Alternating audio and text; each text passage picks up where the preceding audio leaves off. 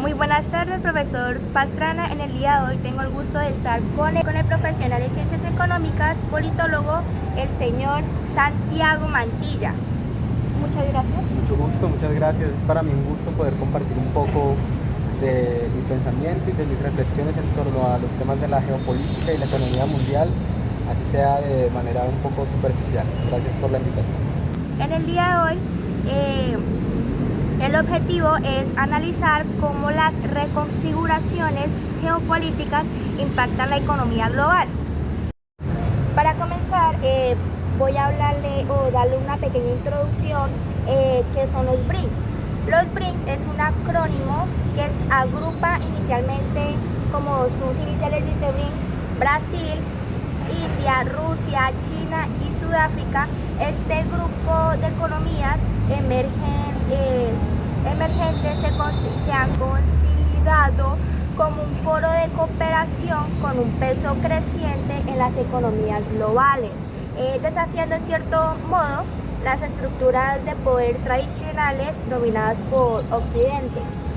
A finales del 2023 anunciaron la adhesión de varios países más, pues como acaba de nombrar.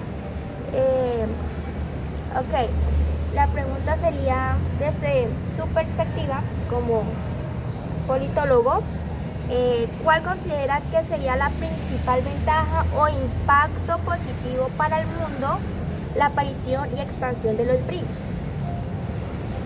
Bueno, pues yo considero que es fundamental que el mundo genere, o los territorios del mundo generen aperturas, sobre todo porque a pesar de que tenemos 21 siglos de historia, pues los procesos de los pueblos y las naciones no se han desarrollado de la manera más beneficiosa también para sus poblaciones. Entonces, todos esos territorios que hacen parte de ese acuerdo, pues son economías que, sobre todo después de la segunda mitad del siglo XX, empiezan a entrarse y encaminarse en las lógicas de la modernización y de las lógicas del mundo global actual, pero que tienen serias distinciones culturales, epistémicas, que pueden complejizar el mundo de una manera muy positiva, desde mi forma de ver. Ahora, que Colombia se vea incluido en estos tratados, en estos acuerdos y estos procesos de integración y cooperación internacional, me parece fundamental, ya que también hemos estado aliados históricamente a entidades de Occidente, como son el Fondo Monetario Internacional y el Banco Mundial, por lo cual esto nos puede generar una apertura hacia un mundo más plural o multipolar, como le llaman ahora. Tal vez restar un poco de esta dependencia que hemos tenido siempre con algunas naciones como Estados Unidos, pero que también pues genera algunas tensiones por los procesos que se desarrollan en el marco de estos procesos, ¿no? A la vez puede generar muchos beneficios en la apertura económica, política, social, cultural, propiciando la estabilidad del territorio y su desarrollo. Que eso es lo que genera es eso, o sea, el impacto al mundo que yo veo es que para las naciones es positivo porque se nutren de estos procesos internamente, territorios como India, también territorios como Vietnam, como lo que son los tigres asiáticos, después de que tuvieron las guerras que atravesaron después de la segunda mitad del siglo XX nuevamente, se han fortalecido muchísimo y han crecido exponencialmente, más que incluso Estados Unidos, más que Inglaterra, que ellos crecieron mucho antes de la guerra y en la época del colonialismo, pero estos territorios están avanzando económicamente de una manera seria y con algunas políticas inclusive distintas al interior de sus empresas, que es lo que también conflictúa al sistema mundo, a Europa y a Estados Unidos. Por ejemplo, lo que pasó con Huawei hace poquito, que ellos le venden tecnología a España y les habían vendido un software para las cámaras de vigilancia, para identificación facial y toda esa cosa, y Estados Unidos ejerció presión para que quitaran el contrato, ¿sí? Entonces, mientras los BRICS pueden suponer avance al interior de los países, también genera muchas tensiones en lo internacional, pero que no es algo que debería suceder, porque es antinatural que mientras un país se esté desarrollando, pues otro quiera frenarlo por medio de aranceles o quiera intervenirlo, pero es lo que está pasando en el mundo, ¿sí? Entonces también como este sistema que se inventaron ellos mismos, que es el sistema del capital, que es el sistema de la modernización y todo este proyecto que se llama mundo, está colapsando y ellos están agarrando de donde pueden. Y para mí y para muchos expertos que he escuchado, es el reflejo como de unas patadas de un ahogado, que sabiendo cómo colapsa el sistema, cómo ascienden otros bloques de poder y tiene que ver de dónde agarrarse, ¿sí? Eso por ese lado frente a las implicaciones con el mundo, ¿no? Porque también, o sea, no fue solamente a estos territorios a los que les impuso aranceles, sino también a Colombia, sino también a Brasil, a Chile, inclusive a Argentina, que es amigo supuestamente de Milei, ese señor. Ahora los impuestos que están cobrando en Europa para el rearme, con la misma excusa de la invasión de los rusos o con la guerra del mundo, de la amenaza del comunismo. ¿Sí? Entonces, pues son un montón de dinámicas que se desprenden exclusivamente de ese proceso. Ahora, si Colombia se busca hacer parte de los BRICS, que desde mi posición sería muy bueno, pues lo que va a significar seguramente es vínculos con estos territorios, puentes, no solamente económicos y políticos, sino también culturales, que sería muy bueno para la nación, alejarnos un poco de esa idea exclusiva de la cultura gringa y europea, y tal vez acercarnos un poco a la filosofía china y también y algunas prácticas que están en sus culturas, y por qué no nutrirnos de esto y por qué solamente de este mundo que hemos tenido. Pero también lo va a poner en medio de todas estas tensiones, va a estar también en este mismo, digámosle, en esta dinámica de juegos. Pues Colombia también podría ser parte de los BRICS si no se roban la plata. Y pues el comunismo y todo eso también, porque también hay como políticos que empiezan a hacer. Está bravo. Pero, por ejemplo, es algo que me parece interesante, es como en algunos territorios de Asia las empresas hacen parte a sus empleados de esa empresa, así como ellos son accionistas y dueños de ella, y cómo pueden no simplemente ser unos obreros de ella, sino desarrollar su economía también desde otra perspectiva, porque son parte de ella, se sienten parte de ella, ¿sí? Y así mismo con los bienes sociales, ¿sí? También lo que yo considero que ha pasado es que después de las guerras mundiales que cambiaron el mundo, el consenso y la democracia se estableció como una forma de relacionamiento global, y lo que intentaron hacer los estados fue pues refinanciar los países para sostener su modelo de democracia, y de esa manera lo que se logró fue que se enriqueciera el capital privado, ¿sí? Y se descuidaran los derechos sociales. Entonces esa es una distinción que me parece importante a tener en cuenta cuando se habla de un proyecto de país. A continuación le voy a explicar un poco qué es la OTAN. La OTAN es la Organización del Tratado del Norte, del Atlántico Norte, como ya saben. Pues se fundó en 1949, y esto fue para prácticamente proteger a sus miembros de una amenaza pues de la Unión Soviética, que en este caso pues Rusia, y pues en el contexto pues político pues cambió drásticamente. La pregunta sería si su propósito de crear la OTAN para la contención de la Unión Soviética, ¿por qué considera que la OTAN sigue existiendo y fortaleciéndose más de 30 años después, e incluso sumando nuevos miembros? Pues a mí me parece muy interesante e importante que se reflexione en torno a a estos acuerdos, pero también a cuál fue la verdadera amenaza de este fantasma del comunismo que recorría las calles, ¿no?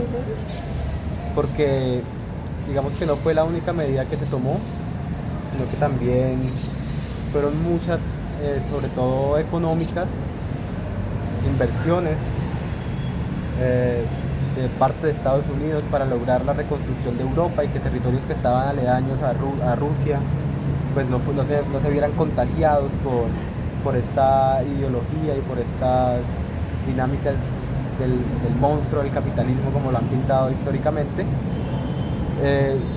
No obstante, pues a mí como colombiano me llama la atención pensar en a dónde se fue esa inversión.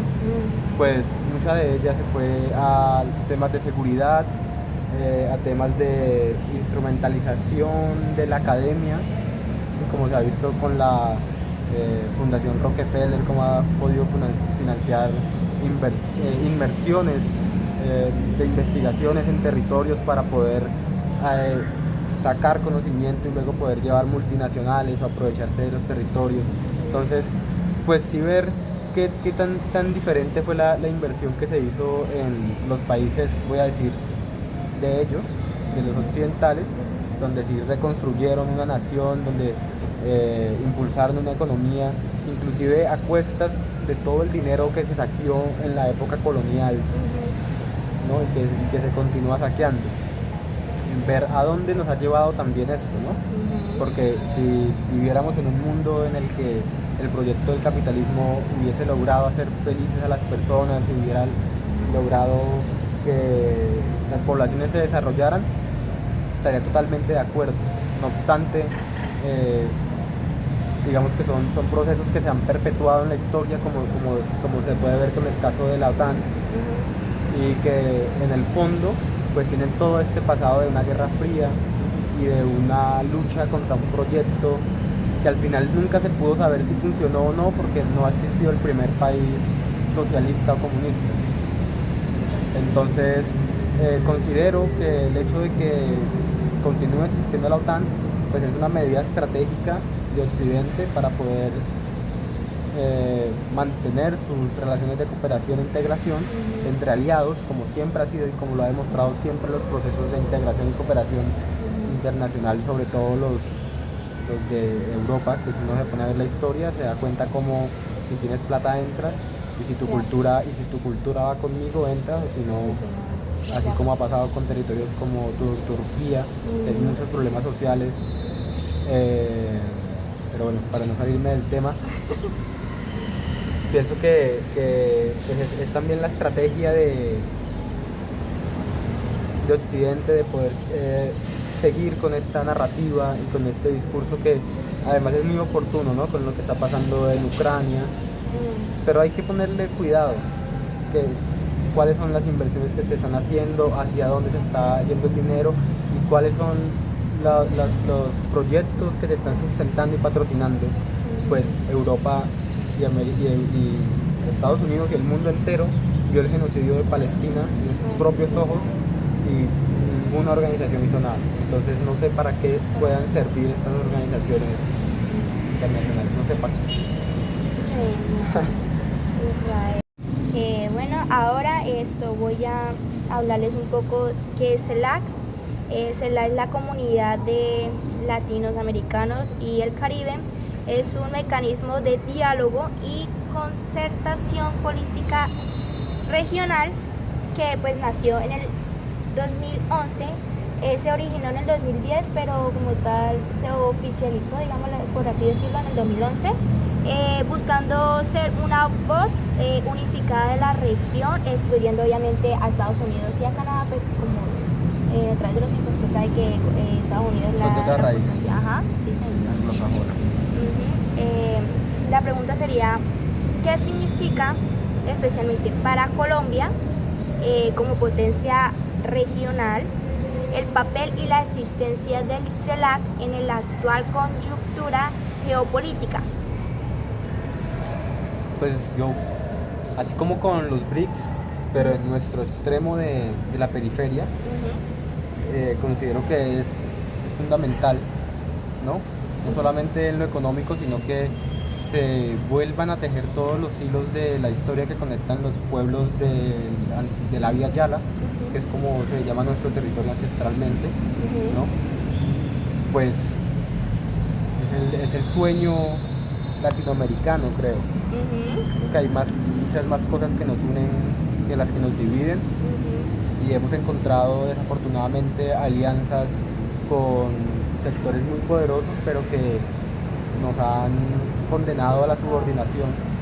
Entonces debemos atravesar de la subordinación un proceso que nos conduzca a la autonomía, que no pase por el antagonismo, que no nos lleve a la confrontación y que anule el diálogo, pero sí que existen las diferencias, porque a mí me parece muy frustrante la idea de que el mayor miedo frente a estos acuerdos es que a un territorio más poderoso no le guste o que no le convenga. Y es absurdo que un territorio o que un estado como Estados Unidos, que fue creado además por puros inmigrantes y que hoy en día persigue a los inmigrantes, o un territorio como Canadá, no pueda contribuir con las economías de sus países vecinos y por el contrario se los quiera tragar, así como Estados Unidos amenazó con tragarse a Canadá. Hace poco tuvieron una confrontación entre altos cargos del Estado, o como ha intentado hacer con México, o como ya lo ha hecho con muchos territorios de México, y ahora quiso rebautizar el Golfo de México, ponerle el Golfo de América. Entonces son evidentes acciones hostiles de esos territorios hacia voy a decir, nuestros territorios latinoamericanos, pero que es fundamental que se tejan estos vínculos, ¿sí? Además, es muy importante que un personaje como Gustavo Petro presida estos eventos. Pues yo creo que cualquier persona que haya escuchado el último discurso que hizo en la ONU, pues deja de presente que es una persona que tiene los pies sobre la tierra, que es consciente de cuáles son los conflictos geopolíticos globales que se están desarrollando y cuál debe ser la posición como un jefe de Estado digno de un pueblo como el colombiano y el latinoamericano.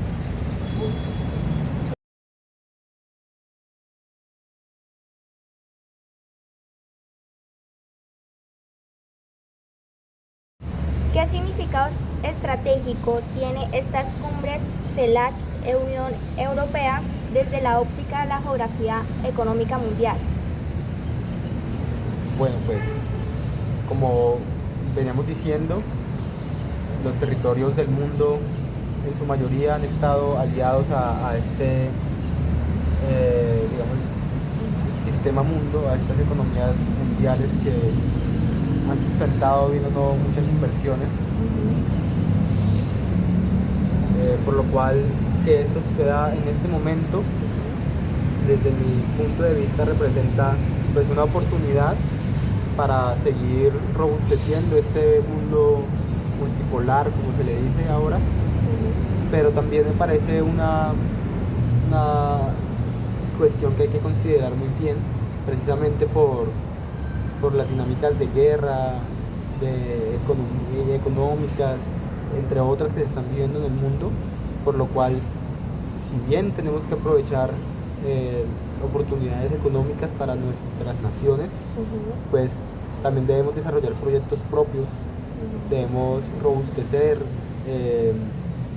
los tratados que tenemos internamente entre las naciones latinoamericanas, y también pensarnos este tema del modelo de desarrollo, pues la idea de pensar que solamente las construcciones, solamente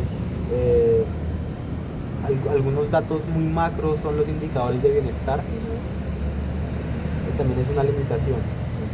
Entonces, eso es lo que pienso. Pues la CELAC como tal se creó para no dejarse, prácticamente no depender de Estados Unidos. O sea, ahora a continuación vamos a hablar sobre CELAC y África, Unión África. La cumbre de CELAC, Unión Africana, es la que se plantea llevar a cabo a Colombia en marzo del año entrante, 2026, es un evento histórico donde se enfoca en fortalecer los lazos sur-sur y la cooperación intercontinental. Ahora mi pregunta sería como tal, ¿qué significado anticipado o potencial puede tener la realización de esta cumbre en Colombia, buscando lazos entre la CELAC y la Unión Africana? Bueno, pues a mí me parece muy interesante. De entrada, lo que supone para mí es las posibilidades de alternativas a un modelo de desarrollo, como hemos venido diciendo, hegemónico, y que se ha instaurado como una forma de relacionamiento, voy a decirlo, casi homogéneo. Entonces, con África es demasiado potente la propuesta, pues además de que compartimos las semillas que se desplazan por el aire gracias a los vientos que logran fecundar y transformar el mundo que habitamos en lo que somos, al igual que compartimos las lluvias que nutren nuestros cultivos, que está demostrado por las corrientes de aire, que demuestra que compartimos unos ecosistemas y que además a través de la historia compartimos una raíz, compartimos una tradición, también por haber sido territorios cruzados por la colonización, como tal vez lo explica Manuel Zapata Olivella en Changó, ¿no? Cuando cuenta cómo llegan los primeros africanos acá a Colombia y empiezan a dar forma a otra cultura, pero también a través de estas tradiciones. Entonces me parece muy potente la propuesta, además porque han atravesado proyectos de emancipación epistemológica y de desaprender, como ha sido el caso de la educación en África, donde tuvieron que modificar sus pénsules académicos, ya que la historia del poder hegemónico contaba cómo eran los reyes los que mandaban, cómo ellos eran los que tenían la razón, y pues para el pueblo africano eso era inconcebible. Pues eran ellos los que lo habían sometido, los que habían matado a sus ancestros, acabado con su tradición. Pero también Bolivia atravesó un proceso de reforma educativa muy interesante, que inclusive estuvo orientado por pensadores como Enrique Dussel. Entonces me parece que son territorios que tienen una historia que tenemos una historia muy similar, y mucho por contribuir y por cooperar, y aprender, desarrollar y rescatar sobre todo. En África pasa eso. Explotan el territorio, sacan minerales, los compran a muy bajo precio, a unos costos sociales tremendos, que muchos territorios están condenados a la corrupción. Bueno, yo nunca he estado en África, ¿no? O sea, lo más cerca que he estado son los documentales que he visto, algunas cosas que he leído, pero muy superficiales. Y la percepción que tengo es que es un territorio que, al igual que el nuestro, está atravesado por dinámicas de corrupción, de negligencia, de negocios ilícitos, de explotación de minerales preciosos, y muchos problemas mucho más complejos. Entonces,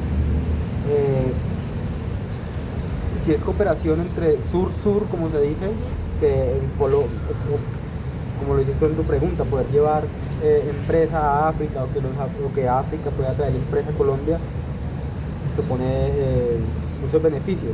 No obstante, si existe un intermediario entre ellos, me preguntaría mucho cómo funciona esto, por lo que digo del modelo de desarrollo, ¿sí? Es decir, a quien no le gusta la plata, ¿sí? A quien no le gusta vivir bien, pero ¿a dónde nos va a llevar este modelo que es insostenible? ¿Sí? Entonces, pues todas estas alianzas son estratégicas y es a lo que debemos el mundo. Si el mundo no se hubiera interconectado, seguramente si los vikingos no hubieran querido salir a dar vueltas y luego a conquistar, o si luego Marco Polo no se hubiera desplazado, o si ese man no hubiera descubierto el estrecho de Magallanes, pues el mundo no sería lo que tenemos hoy en día, y es necesario que pase. Pero ¿a dónde nos va a llevar este modelo de desarrollo? Sería como la pregunta que me gustaría inclusive dejar en torno a todas las preguntas que me han planteado, porque nos preguntamos mucho por las relaciones y poco por el trasfondo de lo que sostienen este tipo de relaciones.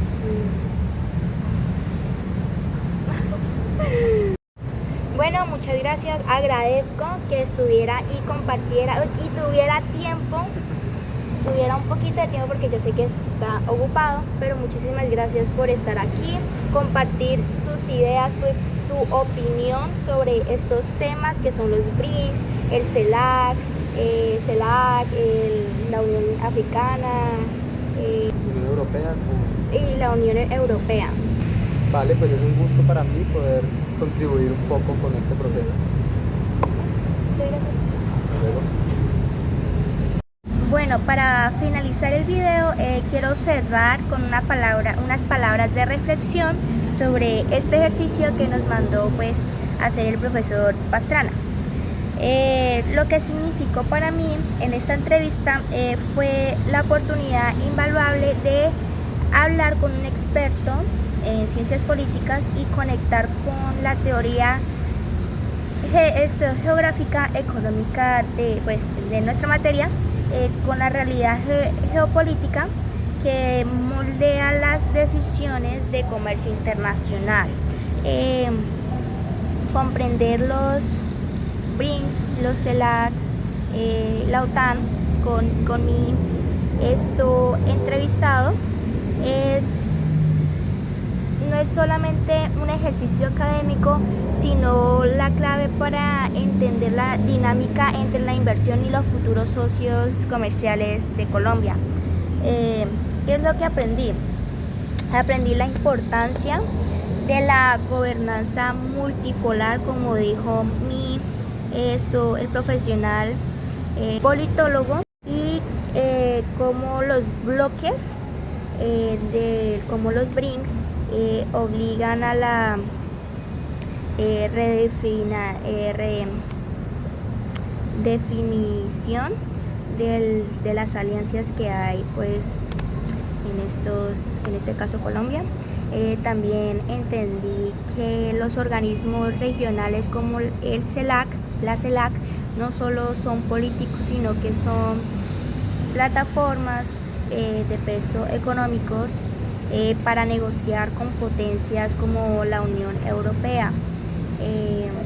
No solamente depender de un solo país, sino que en esa entrevista me sentí muy motivada, obviamente nerviosa, pero con esta entrevista, que fue de manera natural con el profesional politólogo Santiago Mantilla, con él aprendí un poco más sobre los BRICS, el CELAC, la OTAN, cómo puede llegar esas dependencias o esos bloques de poder entre los países desarrollados como los Estados Unidos, que quiere prácticamente sostener, o sea, no dejar avanzar esos países en subdesarrollo y ser los futuros potencias, sino que quiere dejarlos ahí, no quiere dejar que esos países desarrollados avancen, sino que se queden ahí estancados para ellos seguir siendo la gran potencia. Fue un desafío, claro, alinear la perspectiva comercio internacional con un análisis profundo de un politólogo. Como le dije anteriormente, esta ya sería pues la última parte. Espero que le haya gustado, profe, y nos vemos.